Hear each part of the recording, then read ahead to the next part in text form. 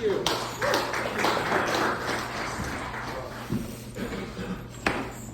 Public speaking. Oh.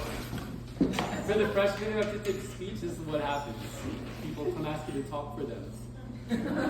All right, I'm going to reread the story of Zacchaeus before getting into talk so we can enter into it and be refreshed on all the details that he goes through. So let's get into like a prayer posture. In the name of the Father, and the Son, and the Holy Spirit. He entered Jericho and was passing through, and there was a man named Zacchaeus.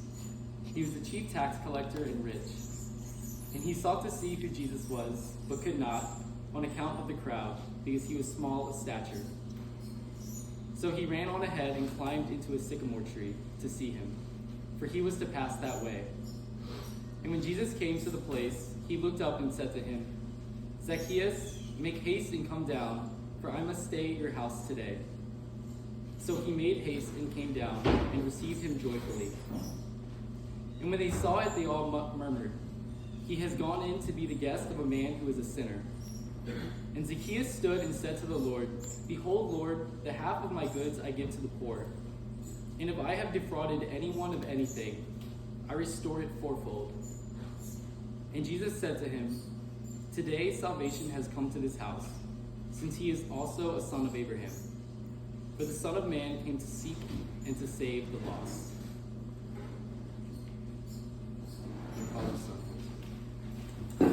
Alright, so I'm trying to prepare this talk, and as I'm doing it, I'm trying to imagine, paint a picture of who Zacchaeus is. And so all we get is 10 verses, so I'm going verse by verse, and I'm trying to take any detail I can of who is this guy. And so I start with chief tax collector. So tax collector, and he's in some kind of leadership role, so he's kind of tough, and he's rich, so he has a lot of money. Verse 3, he's small of stature, so he's kind of short. Verse 4, he climbs up a sycamore tree, little Pharaoh, not afraid to get scratched. And then verse 9, he's also a son of Abraham, which means he's Jewish. And so I'm like, okay, so he's chief tax collector, rich, small, feral, and Jewish. I can't stop picturing this guy. The 1960s Rudolph Claymation, like the boss. I'm like, "Hurry!" And so everything I'm reading this verse, it's him. So I wanted to invite you into that as we talk about this. And again, before going into the talk, I kind of want to break down these rules very fast so we also understand the context of the time. So, chief tax collector. Being a tax collector at the time was not like any other position, like any other job you could do. Tax collectors were very specific, and they were merciless. They would take money from people, and they would often do so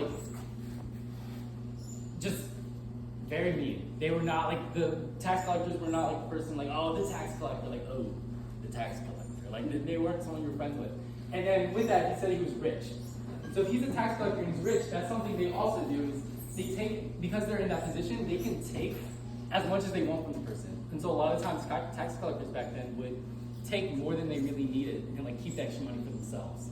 And we see this verse 8, he's gonna give back to people fourfold, which means he has a lot. If he's able to give back fourfold, he's probably taking a lot more than he needs from these people. We see he's small. Feral. And at the very end, he says he's a son of Abraham. And this is where things just get worse. Because that means he's Jewish. And so.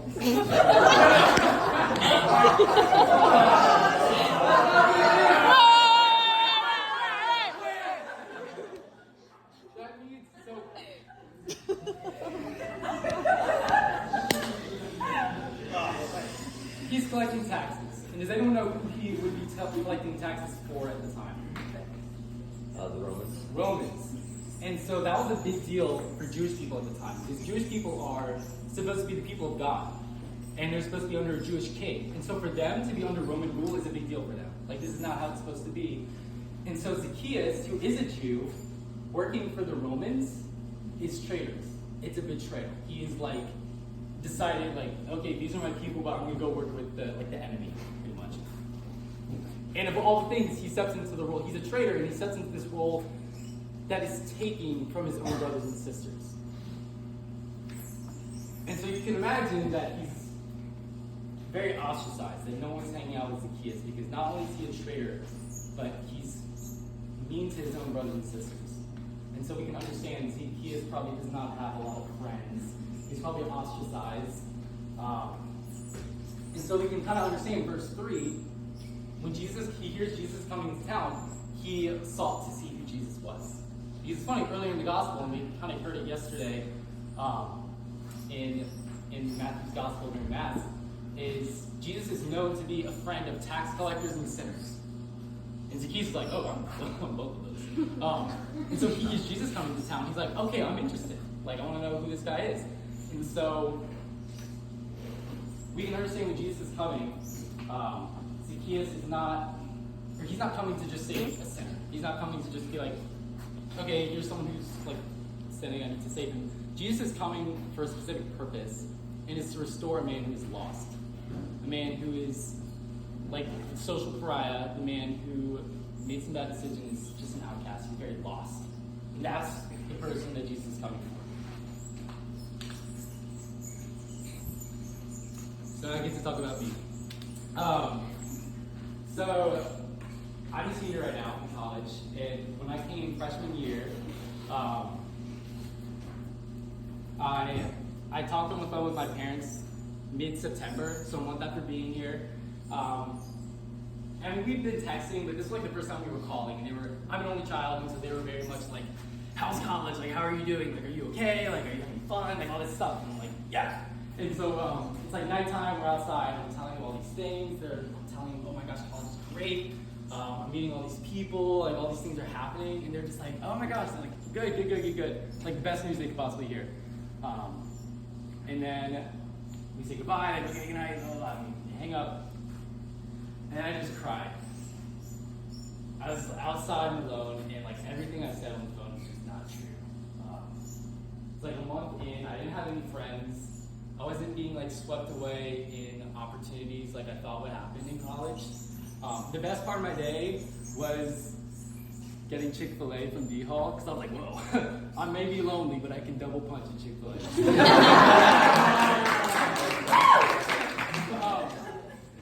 And so like that's where I was, and that didn't just stop in mid-September. That's kind of where I was rolling for the next couple of months. But I kept doing two things part of my week. One was pickleball club, and one was T&Gs, which is basically what Sunday suppers are now, but on Thursday night. So it's basically once a week, everyone from CCM comes together and just shares a meal. Those are my two like social events I would consistently do every week. Because I knew at CCM I had people that like care about me. Like I think these are nice people. Like they're cool. And so, but they were also the people at CCM were different. Like they would actually get to know me in a way that my club friends wouldn't get to know me. Like club friends, like, oh bro, what's your major? Like who are you? But then CCM people are like, who are you? Like, what are your wounds? And I'm like, I don't know what that means, but they're like they're just going right in. They're like, they care about me as a person versus just like me.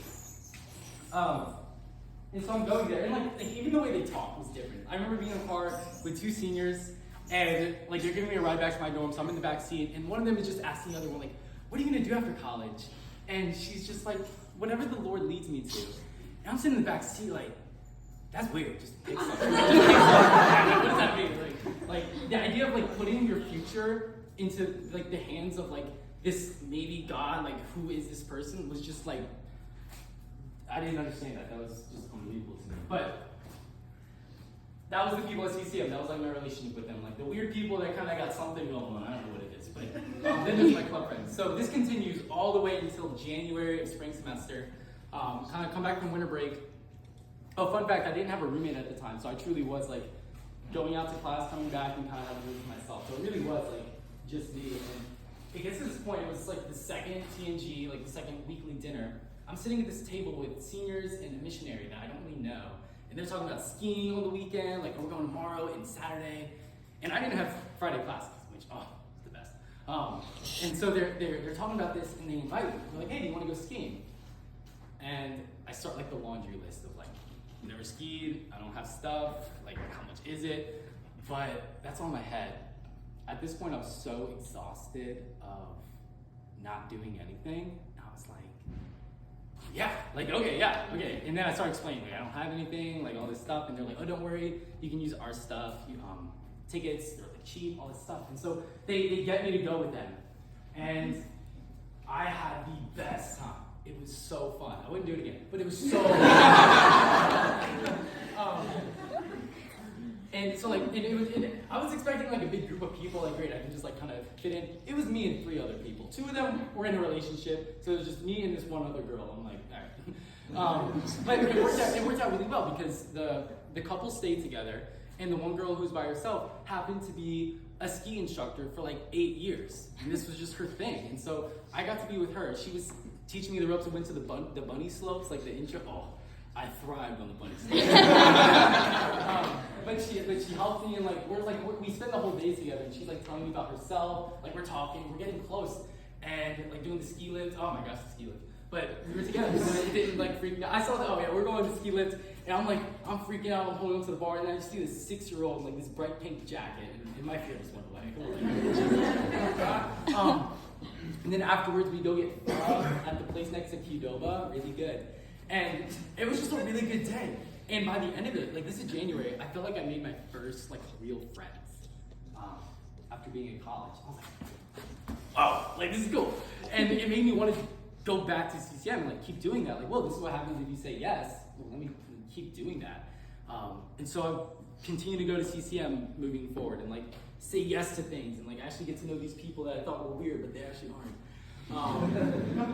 And I was having just the best time getting to know them more. Like I'm going more into more of these friendships. I'm getting plugged into more events CCM does, like TTOF, which is kind of similar to what we did yesterday with the Stump the Staff of like you show up Friday morning and like any question you have about the faith, about Jesus, about like a moral dilemma, you just show up Friday mornings, ask a question, and you just talk. And it was great. Like I needed stuff like that, like intellectually, like I loved it. And Bible study, getting involved there. Oh, he did a thing called Mission Mornings at the time, which was Bible study leaders would wake up at the crack of dawn. They made us memorize a verse each week. I don't remember any of it. Except pray unceasingly, because that was 2 words in there. Anyways, and so we started doing more and more things like that. And the more and more I'm showing up to those things, and more I'm becoming friends with people, the more and more I'm learning about Jesus and God. And I'm finding like I'm learning more about him, and in a way I didn't learn about him growing up, like him as a person. And so this is happening more and more and more. I'm learning more about Jesus, and now I'm like starting to realize, okay, there's something here. And then I would find as I'm pursuing more about Jesus, I'm like taking him more seriously, I find myself growing deeper in those friendships because I'm understanding like this is the way he loves. This is the way he made us for. This is how he was friendly with people. And so like that bled into my friendships. And they're like playing into each other. I learn more about Jesus, I want to be more their friend. I'm more of their friend, they're leading me to Jesus. And that just keeps happening. Eventually it leads me to a place that I pray for the first time. That was nuts. It actually wasn't. It was very boring. But like, but the idea of doing that was nuts because I remember sitting in the chapel. It was so strange. It was something I'd never been used to before. But they led me to that place to have encounters with Jesus. By hanging out with them, by doing stuff with them, like against, like without knowing it, like just the momentum that brought me to Jesus. And I was able to have those encounters with him for the first time. We didn't have encounter nights at the time, which like we do every Thursday, but I'm sure that would have been also something I needed at the time. But I had prayer, I had Bible study, and those things were great. And through prayer, I'm starting to see Jesus as like capital P person. Because growing up, all I saw Jesus was like a character in a book, or like an idea, or like something, like yeah, maybe he existed. Like he was just all these things, but he was never like a person I could communicate with. And so by doing that, like what every relationship is built on what? Communication. Sorry, I totally stumped someone trying to answer that. Every relationship is built on communication. And like through prayer, I'm actually able to communicate. And it turns this like relationship with God into an actual relationship. And over the years, Jesus went from like an idea to like someone I've actually been able to fall in love with. And someone who is just the start of my day every day. And it's just nothing I was expecting from hanging out with people at CCM. so I could better understand when Jesus is coming through with Zacchaeus, and he's like, I gotta stay at your house today. That's not like a passing by invitation, like, hey, come on. Like kind of what we saw with Matthew. It was like coming up to Zacchaeus and giving him like let me start a relationship with you. It wasn't like a passing thing. It wasn't like, let me see you once a week on Sunday morning kind of thing. It was like, let me dine with you and like get to know you. And man, imagine what that sounded like to Zacchaeus, who is again by himself, no friends, and there's this guy that wants to be his friend. No wonder he made haste, came down, and received him joyfully.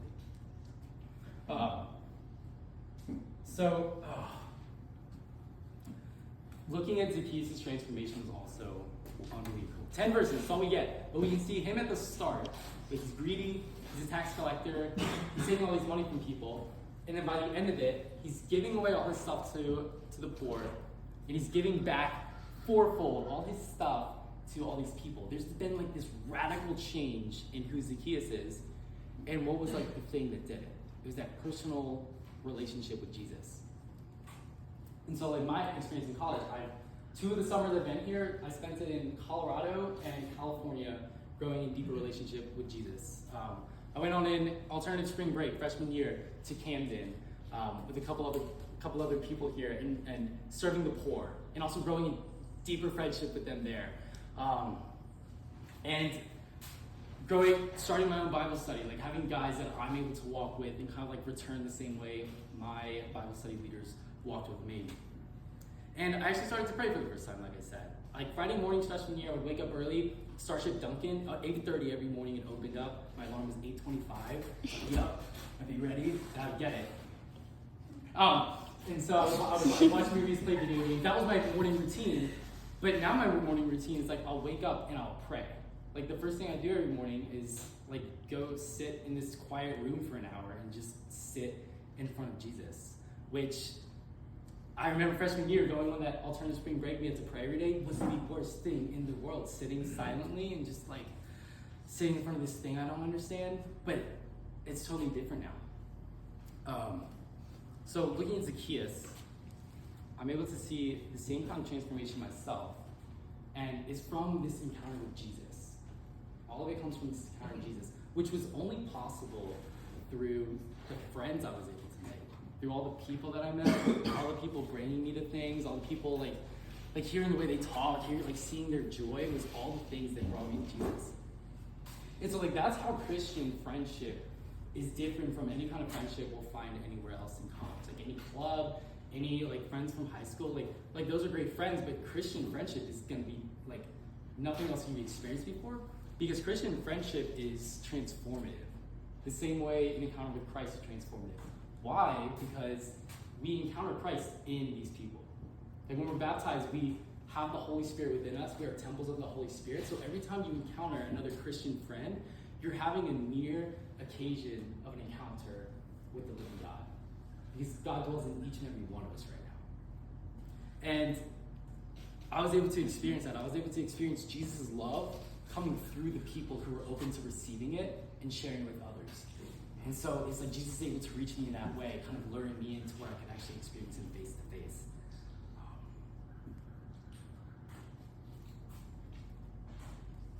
So this weekend, you guys made a choice to come here. Kind of like Zacchaeus, he made the choice to climb the tree. Because some part of you sought to see who Jesus was. Some part of you thought, yeah, this is real. Or some part of you thought, maybe this is real. Or maybe there's something there. Or some part of you thought, maybe this is right and I want to experience this. I want to know what this is all about. Some part of you led you to be here for the long game. And so right now you're in the tree. And Jesus has made himself present. Like he made himself present last night. And so he's made the point to come to us in the tree and say to us, come down, make haste, and let me dine in your house. So now right now we're in the tree and Jesus has made that invitation. And so now we have another choice. Choice number 2. And it is whether or not we want to come down and receive Jesus into our house moving forward. And like receiving Jesus, that's like a declarative statement. That's like by receiving Jesus, that's like, yeah, I'm with Jesus. Jesus is with me. I'm dining in his house. He's part of my life. I listen to him. I do all these things for him. Like, things change when you genuinely bring Jesus, not to like pass through your house, but like to stay in your house, like Zacchaeus did. But think of the joy in that. Think of the joy of inviting Jesus into your house. And look at how Zacchaeus was so fulfilled after he invited Jesus into his house. Like, think of all that Jesus is about. He's about saving the lost. He's about giving life. He's about saving us from destruction. Like, why would I not want to come down from the tree when someone is coming up to me and saying, I want to give all this to you? But it can be scary. It can be a lot to do that. It can be like embarrassing. Like, oh my gosh, like Jesus is part of me, and like kind of keeping him at a distance, like not understanding him. Maybe I still won't trust him. Maybe there's all these reasons that keep you from saying yes to such a beautiful invitation. And that's where the beauty of fellowship comes in. Because imagine you're in that tree, but all around you are all of Jesus' friends. And they're all telling you how good he is. And they're all telling you how much you can trust him. And so, because of that, you're able to like kind of reach down towards him, like pull back, like get closer, and then like pull back. But you still have those people with you, telling him, no, he's good. He's there. You can trust him. And eventually you don't just like slowly climb down the tree. Eventually you leap off the tree with your arms wide open like a child, and he catches you and he holds you close, and he just makes you feel safe for the first time. And you don't feel alone. And you start to feel fulfilled. And you start to live life differently. And you start to live life like the way you were originally made to live life. Because you're with him who made you in a really particular way. And you're living in that. And so, if you want to invite Jesus in your home moving forward, get close to the people who are friends with Jesus. Because they will help make that happen. They will bring you to Jesus, whether you like it or not. They will bring you to Jesus. And that's been my experience, but that's just the experience of everybody. Like, saints are friends with saints. Like, saints lead each other to God. And so, get close to Jesus' friends, because they will take you to him. And don't be afraid of inviting Jesus into your house, because there's a specific place in you that's made for him, and you'll experience a fulfillment there that you've never known was possible.